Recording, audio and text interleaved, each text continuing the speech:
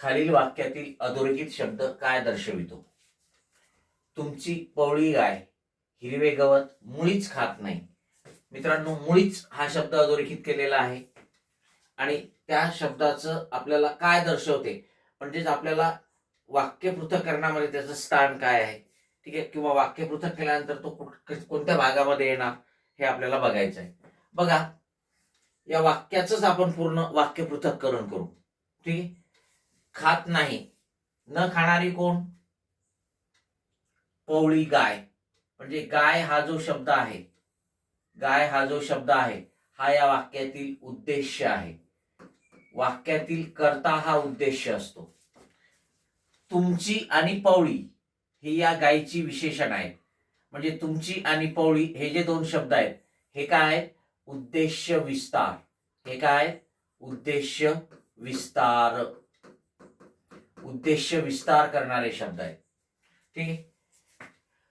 हिरवे गवत मुळीच खात नाही. ठीक.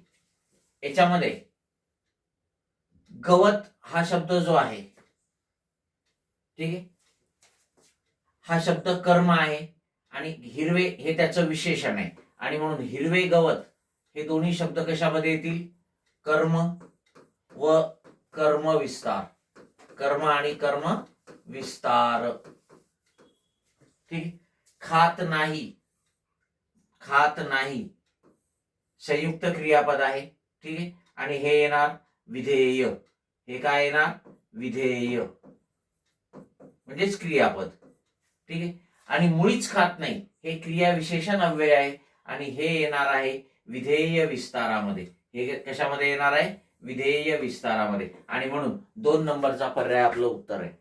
मुळीच खात नाही. वाक्यातील क्रिया कुठे घडली, केव्हा घडली, कशी घडली, कोणत्या काळी, कोणत्या वेळी, कोणत्या स्थळी, कोणत्या प्रकारे, कोणत्या रीतीने घडली किंवा घडते हे दाखवणारे शब्द जे असतात ते क्रियाविशेषण अव्यय असतात. आणि अर्थातच ते क्रियापदाबद्दल विशेष माहिती सांगतात. आणि क्रियापदाशी संबंधित शब्द असतील किंवा क्रियाविशेषण अव्यय असतील यांचा समावेश विधेय विस्तारामध्ये होत असतो. आणि म्हणून मुळीच हा जो शब्द आहे, मुळीच हा जो शब्द आहे हा काय आहे? विधेय विस्तार आहे. मग या वाक्यातील गाय उद्देश, तुमची पवळी गायीबद्दल विशेष माहिती सांगतात म्हणून हे उद्देश विस्तार.